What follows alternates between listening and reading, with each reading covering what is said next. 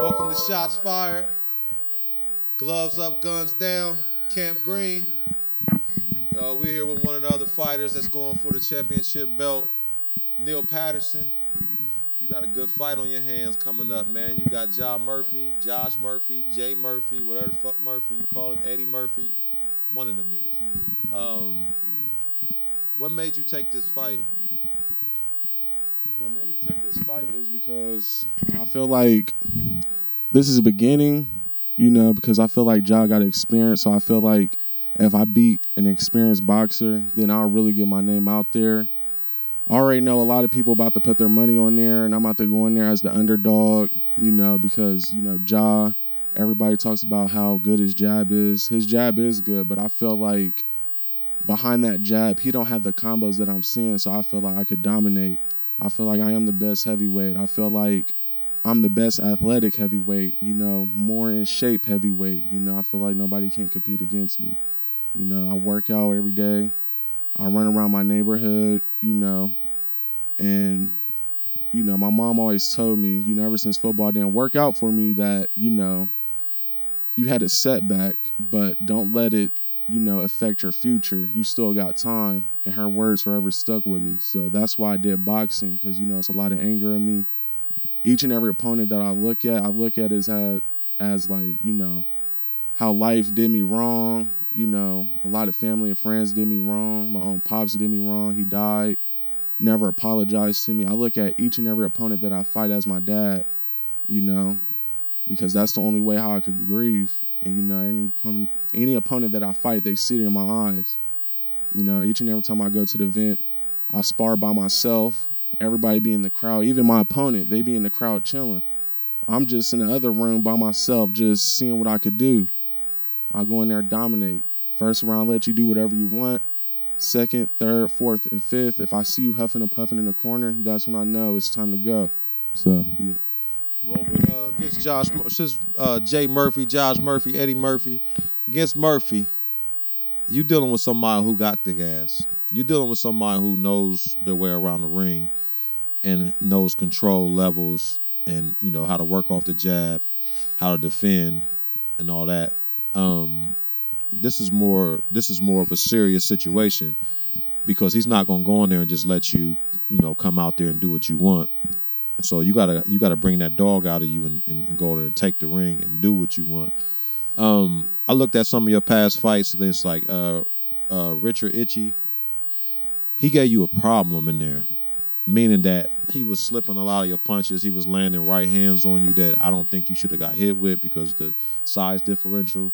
So that means their inside work needs a lot of work if you're gonna, fight in a few different style people. I think that's one of your biggest things that we got to worry about dealing with this situation. And with Josh can work on the inside and outside.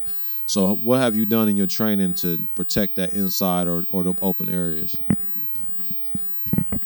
Well, me, he did give me a good fight. It was my first time in the ring. I'll admit that. It's just, with the E fight, I was too busy trying to finish him, just to get it over with my right hand because, that's what everybody talks about is, how strong and powerful my right hand is, and that I need to control my right hand and work on my jab. So the E fight, that was just the beginning. But then towards the end of the fight, I excel and, I still dominated. And, E wasn't no slouch or anything. E, he did give me a fight. But then my second fight, it was improvement. I feel like it was better than my first fight. And now... that was against William Earl? Yeah, against William Earl.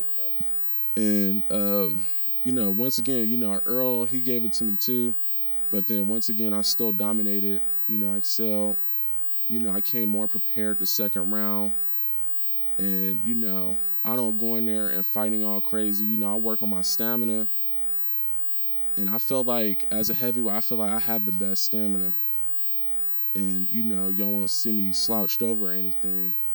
So, other than that, inside work, I feel like my cross shield, I can improve on that, like jabbing and then, getting back to my cross shell when I see the jab coming. Yeah. Yeah, because a lot of people, they say that I have a resemblance of George Foreman. So I take that serious. I watch a lot of George Foreman highlights, learn from one of the greatest of all times. And, yeah. So how you feel about how you feel? Let me see. Check you out. How you feel about Murphy's last fight versus Chad? I mean, like, did you see anything that gave you some tips on maybe how you should approach the fight, or you been watching film on Josh? Yeah, so I've been watching film on Ja. Like I said, Ja, he's a good fighter. I'm not the type to, sit here and bash anybody. I'm a humble fighter.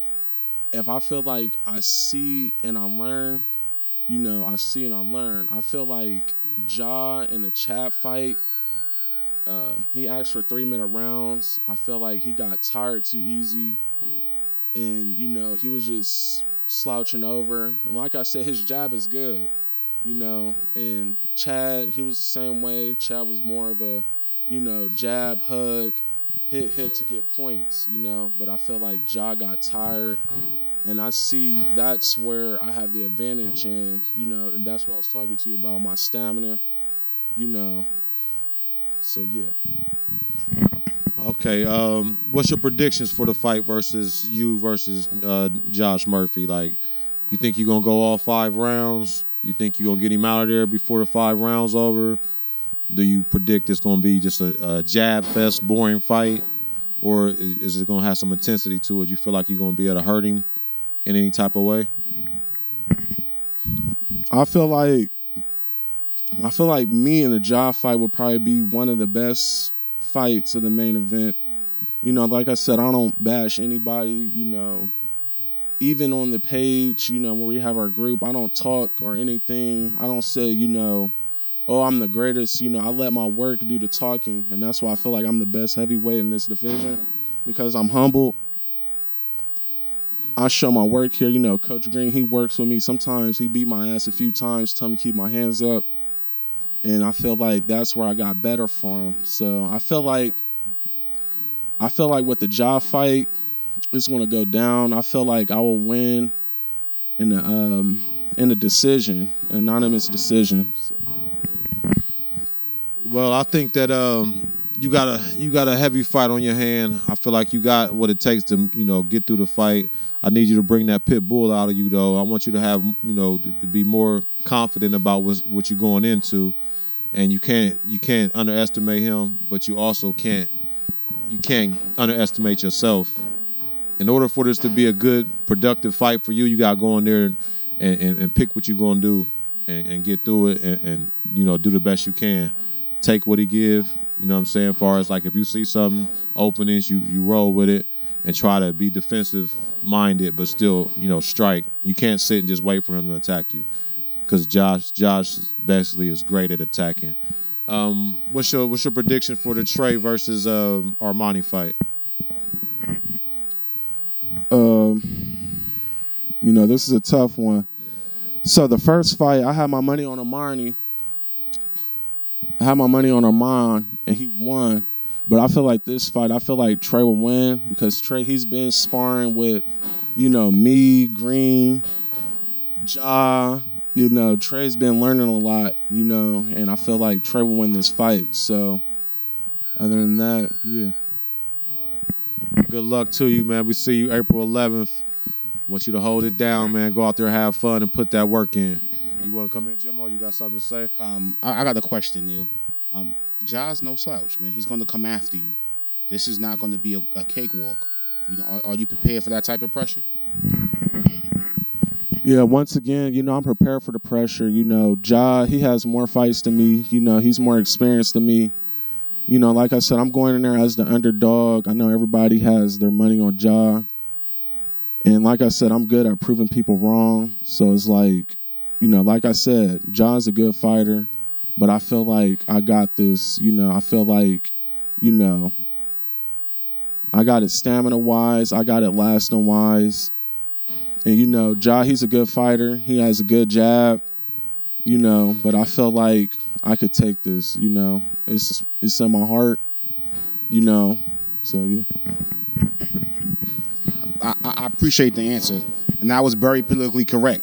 But in the group, in the world, as our league is growing, people are predicting Ja to stop you. How do you feel about that? Once again, I'm going in there as, the underdog, so that's fine. It's just once the fight is over, I can't wait to see a lot of looks on people's face as me holding the super heavyweight championship, walking out. Like I said, Ja's a good fighter, but I know in my heart, I got this fight. So like I said, I'm going in there as the underdog. Not to interrupt you, but he's saying, how do you feel about it? Like, do you embrace the fact that they look at you as the underdog, or are you saying that that's cool? Or Yeah, are you saying no, like, nah, y'all need to look at me as the big dog. You know what I mean? Like, yeah. how do you feel about it? So, I'm not mad about it or anything because I knew this was going to happen. I knew everybody was going to have their money on Ja to stop me, Why do you think that they just should pick him? Well, you've been working just as hard as him. Why should they just give it to him? I feel like they have it on him because, like I said, from what I'm hearing, Ja's a pro. Well, he used to be pro. He got a good jab, and, that's what I feel like. But overall, I'm not mad or anything. It's just I can't wait to shock a lot of people in there, And like I said, this is nothing new to me, So. Yeah, well, you got a lot to prove. Jimmo, take us out. I appreciate your candor, and I love what you said. But I want to ask you something. I want you to draw your line in the sand. Are you going to be the first super heavyweight champion in shots fired? Yes, so I will be the first youngest super heavyweight champion. By me getting this belt, I feel like it's a start. I feel like it's a start for me to get my name out there. And I'll keep it until I go further and to the point where if I win too many times with the belt, I'll just give it away and have two other heavyweights fight for it. So what we just bear witness was history. You just proclaim history. Did you just call your shot like Babe Ruth? Yes, sir. I'm sorry. Say that again. Yes, sir.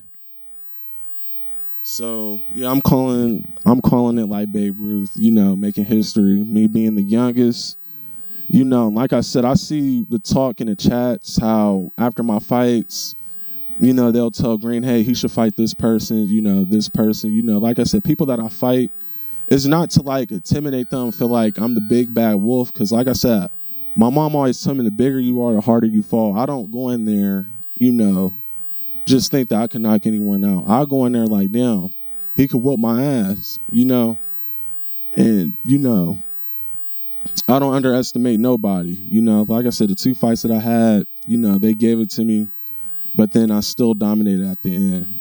So overall, I'm calling it like Babe Ruth. I feel like, no, I will be the youngest super heavyweight champion. I will go undefeated. Once I go far enough, I'll give the belt away. Two other heavyweights, they could fight for it. So that's where my heart is at. That's where my mind is at, and I'm going to stick with it. So I apologize, Neal. I should have called you champ. Yeah. So, yeah, I like that name. Like Coach Jimbo here, he had a talk with me one day. He told me how a lot of people really ran me as the champ, and it's true. Because once I get out the ring, everybody's coming up to me, dapping me up, wanting to talk to me. It feels good. Because like I said, the same way I had this in football until it was took away from me. It led me to the hospital, and they told me it was no more. So, like I said with my mom, she always told me, don't give up on your dreams. You still have time, Neal. I know there's something in there for you. And after that one day, when I got back from Arizona, I was watching, a boxing film. And, that's all I had left. In high school, I boxed for a week. They told me I had to choose between boxing and football. I chose football. The boxing coach at the Fight Factory, he told me one-on-one when it's empty. He said, I feel like you ain't going to make it further in football than boxing. And I see what he's talking about today. And, it's really true. So. I appreciate your time. I like the insight. I like that you felt comfortable enough to share some of your personal experiences and lessons that you've learned. And shout out to your mom, man. She sounds like a happy person.